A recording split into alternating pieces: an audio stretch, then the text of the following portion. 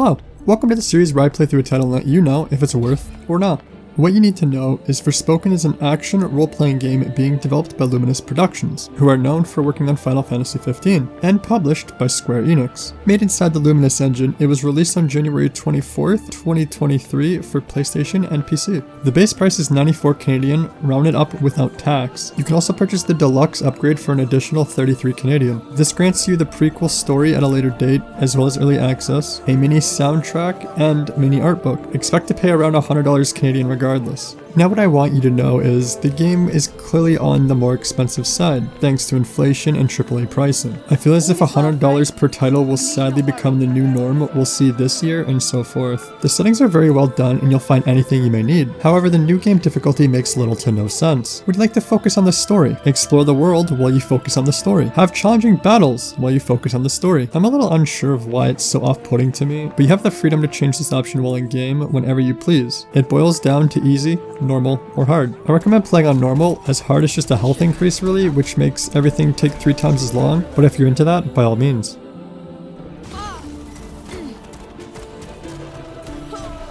If you plan to play on PC, have a computer built by NASA engineers if you expect anything above 30 frames on 1440p with a 3070 according to these recommendations. There's a warning when booting up the game suggesting to install it on an SSD over a hard drive for good reason. It caused content to display incorrectly. Well, I already did that, so that's unfortunate.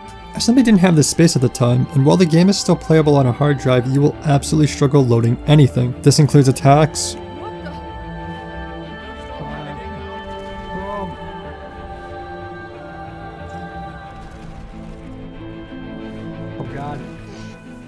I did it, I'm insane. cutscenes, Stop. world generation. Thanks. Why should she run like that though? Loading times, the whole 9 yards. Alright, you can tell the issue of loading already. It's fine, it's fine. I don't recommend playing if you feel your PC cannot handle it. Save yourself some time and get it on a PlayStation or upgrade prior. That being said, the game is beautiful. There is almost always something to look at, and every attack is over the top flashy. The magic and spell design is quite simply perfect, whether it be the visuals, sound effects, how they're obtained after each major fight.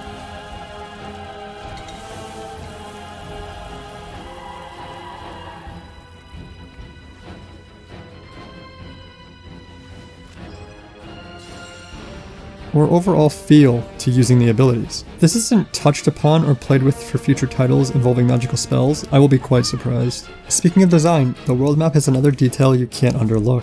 It not only shows you everything you need to know, it marks every chest you've not opened, and the further you zoom in, the more detailed the map becomes. It's literally a one-to-one of the world, and maybe one of the most helpful and more complex maps in gaming, which I love. The world is fairly large, and there is quite a lot to explore and do. That being said, it also has an empty feeling to it. There are chests scattered everywhere alongside monuments, labyrinths, and other side activities that once completed award you a new piece of gear, stat increase, or experience, all of which are not exactly required, but can be helpful along the way, regardless of most being a copy-paste of one another. The most helpful locations are the refugees, which provide access to crafting, lore pages, more refugee locations, and extra goodies inside. You can think of these like save points, which you can use to fast travel later on in the game.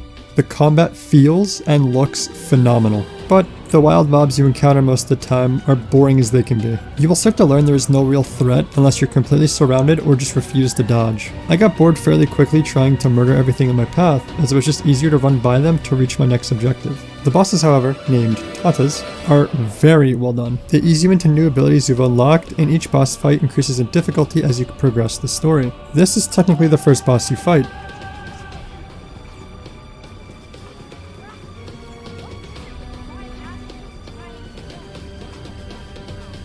Holy shit. And this is the third.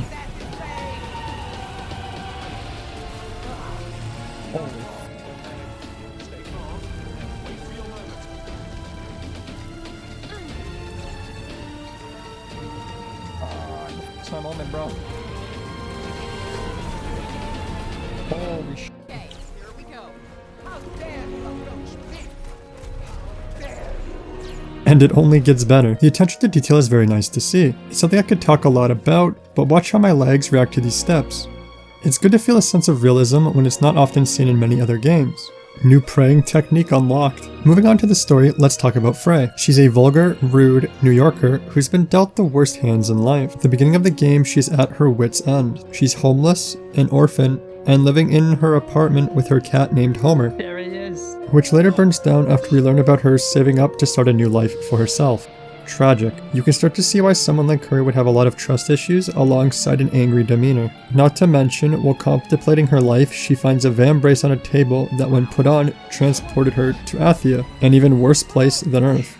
I absolutely love her character design as she greatly branches away from the cookie cutter protagonist. But I can absolutely see why a lot of people might not like her. She's extremely negative, selfish, speaks her mind regardless of right or wrong, always has doubt, trust issues, and simply just broken. I'll admit, there are lines even I wish never made the cut, like this one for example.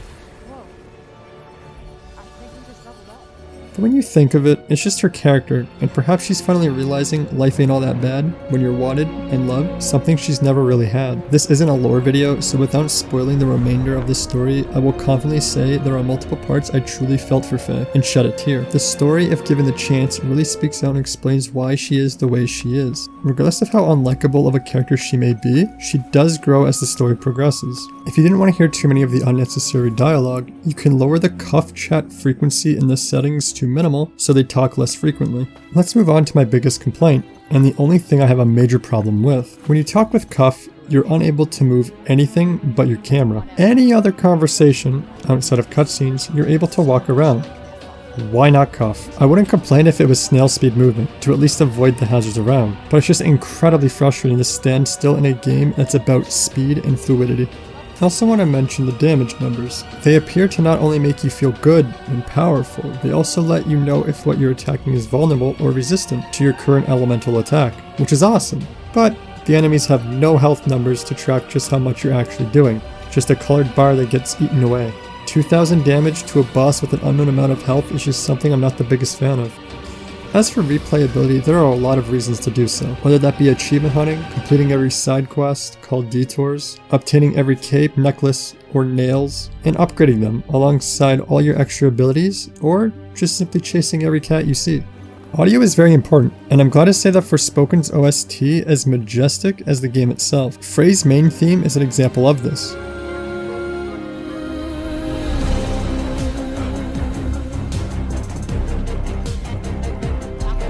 Or even the song you've been hearing in the background the whole video. The sound behind your abilities are rough. What I mean is you really feel each hit you dish out. The weight behind the fiery sword. The aggressiveness of being hit by a boulder's explosion. Or the annoyance of being hit in the head with a water balloon. Down to the change of footsteps, going from stone stairs to gravel into grass. If you listen closely, you can even hear the metal bits of your leather satchel belt thingies hitting one another. And the moment you've all been waiting for, Forspoken is worth. But on sale. I don't think the price is justified, but I don't regret the purchase. The game is worth playing, even if it's just a one-time playthrough, and perhaps you'll enjoy its quirks and story just as much as I did. You truly will never know until you try. Thank you for watching. Let me know down below what you thought of the game or even this review. All feedback is greatly appreciated. And consider subscribing to not only support but stay up to date on future reviews. And until next time, take care.